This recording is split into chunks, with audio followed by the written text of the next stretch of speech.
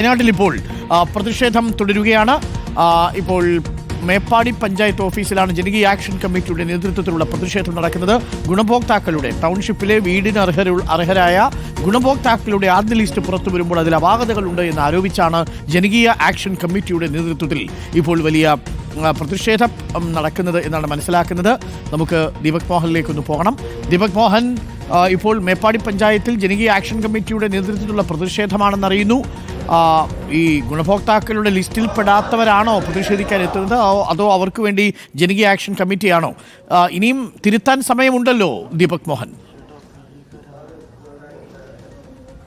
അരുൺകുമാർ, ഇപ്പോൾ ഈ മേപ്പാടി ഗ്രാമപഞ്ചായത്ത് ഓഫീസിനകത്താണ് വലിയ പ്രതിഷേധം നടക്കുന്നത്. മുണ്ടക്കൈ 11 വാർഡിലെ ദുരന്തബാധിതരായിട്ടുള്ള ആളുകളാണ് പഞ്ചായത്ത് ഓഫീസിലേക്ക് പ്രതിഷേധവുമായി എത്തിയത്. ഇപ്പോൾ ഈ പ്രതിഷേധക്കാർ മേപ്പാടി പഞ്ചായത്ത് പ്രസിഡന്റ് ഒപ്പം ഭരണസമിതി അംഗങ്ങളെ കാണുകയാണ്, അവരുമായി സംസാരിക്കുകയാണ്. അതിൽ പ്രധാനമായും ഇവർ ആരോപിക്കുന്ന ഒരു വിഷയം, നേരത്തെ ഈ വാർഡ് 11-ൽപ്പെട്ട മുണ്ടക്കൈ മേഖലയിലെ ദുരന്തബാധിതരിൽപ്പെട്ട പലരെയും ഈ കരട് ലിസ്റ്റിൽ ഉൾപ്പെടുത്തിയില്ല. മാത്രമല്ല ഒരാളുടെ പേര് തന്നെ 2-3 തവണ ലിസ്റ്റിൽ ഉൾപ്പെടുത്തുന്ന ഒരു സാഹചര്യം ഉണ്ടായി. മുൻപ് അവിടെ താമസിച്ചിരുന്ന പല ആളുകളും ആ ലിസ്റ്റിലുണ്ട്. നേരിട്ടും അല്ലാതെയും ഈ ദുരന്തത്തെ ബാധിച്ച മുണ്ടക്കൈ വാർഡിലെ മേപ്പാടി പഞ്ചായത്തിലെ 11-ാം വാർഡായ മുണ്ടക്കൈയിലെ നിരവധി കുടുംബങ്ങളെ ഇതിൽ ഉൾപ്പെടുത്തിയിട്ടില്ല എന്നാണ് ഇപ്പോൾ പ്രതിഷേധക്കാർ പറയുന്നത്. ഇതുമായി ബന്ധപ്പെട്ടാണ് അവർ ഇപ്പോൾ മേപ്പാടി ഗ്രാമപഞ്ചായത്ത് ഓഫീസിലേക്ക് പ്രതിഷേധവുമായി എത്തിയത്. ഇപ്പോൾ മേപ്പാടി പഞ്ചായത്ത് പ്രസിഡന്റ് ഭരണസമിതി അംഗങ്ങളുമായി അവർ സംസാരിക്കുന്നു.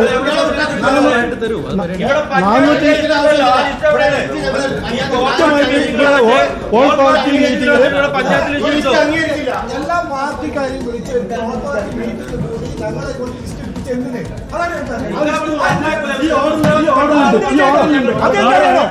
ലിസ്റ്റ് തയ്യാറാക്കിയ ആൾ വരട്ടെ. ആ ലിസ്റ്റ് തയ്യാറാക്കാൻ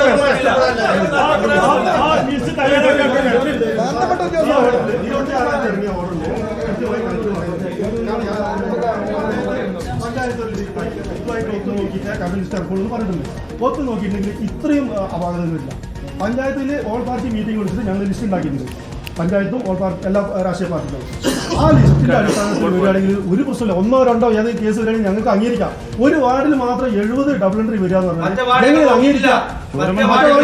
സമയം കിട്ടിയില്ല. അന്ന് രാത്രി ഇന്ന് രാവിലെ പെട്ടെന്ന് നോക്കിയപ്പോൾ തന്നെ 70 ഞങ്ങൾക്ക് കിട്ടിയിരുന്നു. കൃത്യമായി ഞങ്ങളുടെ കയ്യിലുണ്ട് ആ ലിസ്റ്റ്.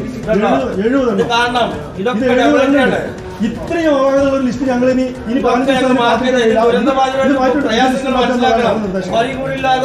വയനാട് ജില്ലയുടെ വിവിധ ഭാഗങ്ങളിൽ നടക്കുന്ന ആളുകളെ നമ്മള് ഞങ്ങൾ കളക്ടറേറ്റിൽ പോയി പരാതി കൊടുക്കണം.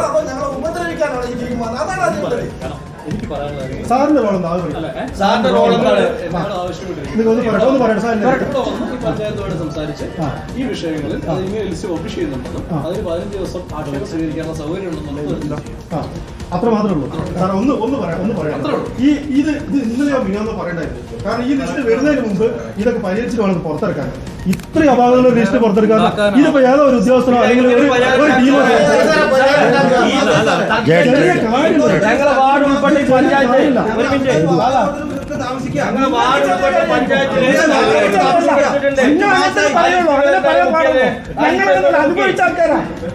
ഞങ്ങൾക്ക് പഠിക്കുള്ളൂ.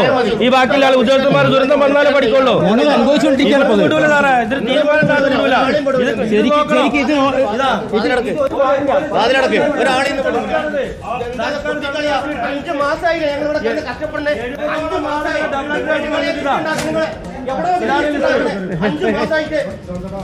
ഞങ്ങളെല്ലാം നഷ്ടപ്പെട്ട ആൾക്കാരാ.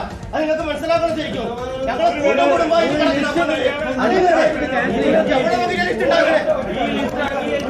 ഇവിടെ നിങ്ങൾ അവിടെ പോകില്ലെന്ന് ഇവിടുന്ന് തീരുമാനം ഉണ്ടാക്കി പോയാൽ മതി.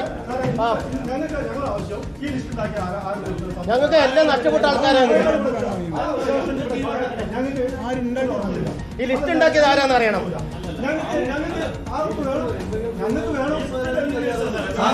ലിസ്റ്റ് ഉണ്ടാക്കിയത് ആരാന്ന് അറിയണം.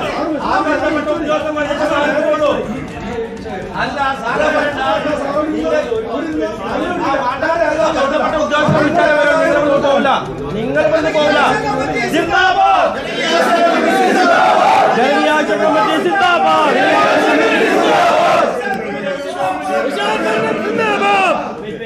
ഈ ദുരന്ത ബാധിതർ ആവശ്യപ്പെട്ട കാര്യം വളരെ ന്യായമായ കാര്യമാണ്. ഈ ലിസ്റ്റ് ആരാണ് ഉണ്ടാക്കിയത്? അതാണ് ഒന്നാമത്തെ കാര്യം. ഈ ലിസ്റ്റിൽ വന്ന അപാകതയാണ് അതിൽ ചൂണ്ടിക്കാണിച്ചിട്ടുള്ളത്. ഈ ലിസ്റ്റ് പ്രസിദ്ധീകരിക്കുന്നതിന് മുമ്പ് കരടാണെങ്കിലും പഞ്ചായത്തിലേക്കൊന്നും തന്നിട്ടില്ല. ഞങ്ങൾ ഇങ്ങനെ ഒരു കരട് പ്രസിദ്ധീകരിക്കേണ്ട ഇന്ന ദിവസം, അത് നിങ്ങളൊന്ന് പരിശോധിക്കാറുണ്ട്. പഞ്ചായത്തില്ല. പഞ്ചായത്തിന് ശരിക്കും നോക്കുകുത്തിയായിട്ട് പാവപ്പെട്ട ദുരിതബാധിതർ എന്ത് ചെയ്യാണ് ഇതേമാതിരി കിടക്കുക. 11-ാം വാർഡിൽ 191 ആളുകൾക്കാണ് എന്ത് ചെയ്തിട്ടുള്ളത്, വീട് പ്രഖ്യാപിച്ചിട്ടുള്ളത്. അതിൽ ഇവർ കാണിച്ചെന്ന 65 ആൾക്കാർ ഡബിൾ എൻട്രിയാ. ഇത് ആരുണ്ടാക്കിയ ലിസ്റ്റ്? ഏത് ലിസ്റ്റിന്റെ മാനദണ്ഡത്തില്? ഇത് ദുരന്ത ബാധിതർ ഇങ്ങനെ ആട്ടിപ്പായിട്ട് നടത്താനൊന്നും സമ്മതിക്കില്ല. പിന്നെ ഒരു മിനിറ്റ്, ഇതിന് തീരുമാനമാകാണ്ട് ഇവർ വിടുന്ന പ്രശ്നം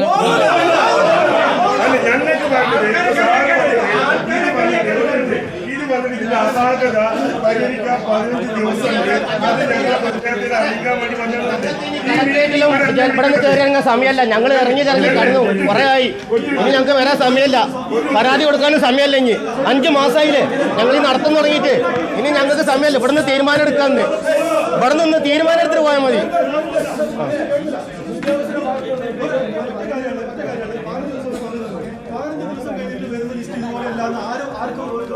ഇന്ന് ഇവിടുന്ന് തീരുമാനിക്കട്ടെ.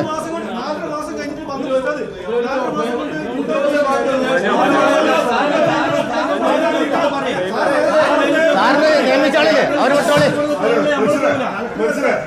ആരുണ്ടാക്കിയാലും ഇതുണ്ടാക്കിയ ഉദ്യോഗസ്ഥന്മാർക്ക് 100% അനാസ്ഥ സംഭവിച്ചിട്ടുണ്ട്.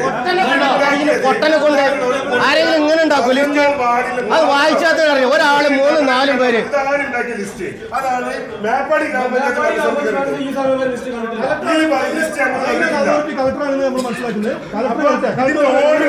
വ്യക്തമായിട്ട് പറഞ്ഞിട്ടുണ്ട്. സബ് കളക്ടറാണ് ഈ ലിസ്റ്റ് ഉണ്ടാക്കുന്നത്. ആ ലിസ്റ്റിൽ 2 ലിസ്റ്റ് കളക്ടർ കയ്യിലുണ്ട്. ഏതൊക്കെ ലിസ്റ്റാണെന്ന് കളക്ടർ പറഞ്ഞില്ല. ആ ലിസ്റ്റിന്റെ മാനദണ്ഡത്തിൽ അത് ഉണ്ടാക്കിയെന്ന് പറഞ്ഞില്ലേ. മേപ്പാടി ഗ്രാമപഞ്ചായത്തിന് ലിസ്റ്റ് തന്നിട്ടുണ്ടോ? ആ ലിസ്റ്റ് ആരുടെ നിർദ്ദേശപ്രകാരം തന്ന ലിസ്റ്റ്? അപ്പൊ ഞങ്ങൾക്ക് പറയാനുള്ളത്, ഈ ദുരന്ത ബാധിതരെ ഇങ്ങനെ അങ്ങോട്ടും ഇങ്ങോട്ടും നടത്താൻ പറ്റില്ല. 1-ാം ഘട്ടമായിട്ട് പൂർണ്ണമായിട്ട് ആ പുനരധിവാസം നടത്തണം. അത് ഞങ്ങൾ പഞ്ചായത്ത് തന്നെ പറഞ്ഞതാ. 1-ാം ഘട്ടം.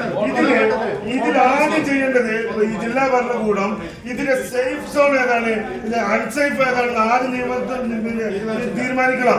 ഇതിന് പുഞ്ചിരിമട്ടത്തിലുള്ള ആളുകളെ ഇപ്പോൾ ഈ ലിസ്റ്റിൽ ഉൾപ്പെടുത്തിയില്ല. അതിന്റെ അപ്പുറത്ത് പോവാത്ത ഒരു ഡാമേജിനും പറ്റാത്ത വീടുകൾ 1-ാം ഘട്ട ലിസ്റ്റിൽ ഉണ്ടാവില്ല. സർക്കാരിന്റെ ഈ ഓർഡറിൽ പറഞ്ഞിട്ടുണ്ട്. പക്ഷേ വന്ന ലിസ്റ്റില് പൂർണ്ണമായി പോകാത്ത വീട് ഇതിൽ വീണ്ടും വന്നിട്ടുണ്ട്. ഇതാണ് തന്ന ലിസ്റ്റ്. ഇതെങ്ങനെ ഉണ്ടാക്കിയ ലിസ്റ്റ്? ആ ലിസ്റ്റ് അറിയണം. അത് ഉണ്ടാക്കിയവര് ഈ പഞ്ചായത്തിന് ഒരു റോളും ഇല്ലാത്ത ഈ ലിസ്റ്റിന്റെ കാര്യം ചർച്ച ചെയ്യാൻ മേപ്പാടി ഗ്രാമപഞ്ചായത്തിൽ എല്ലാ മീറ്റിംഗ് വിളിക്കേണ്ടത്. ഇത് പ്രസിദ്ധീകരിച്ച സബ് കളക്ടർ ഓഫീസിലാണ് എന്ത് ചെയ്യേണ്ടത്, മീറ്റിംഗ് വിളിക്കേണ്ടത്. അവിടെ നിന്നാണ് ജനങ്ങൾക്ക് ഇത് പറയാൻ പറ്റുള്ളൂ. മേപ്പാടി ഗ്രാമപഞ്ചായത്തിന്റെ തലയിൽ ഇതെല്ലാം കൂടി വെക്കാൻ വേണ്ടിയിട്ടാണ് ഇപ്പോൾ ഈ മേപ്പാടി ഗ്രാമപഞ്ചായത്തിൽ വീണ്ടും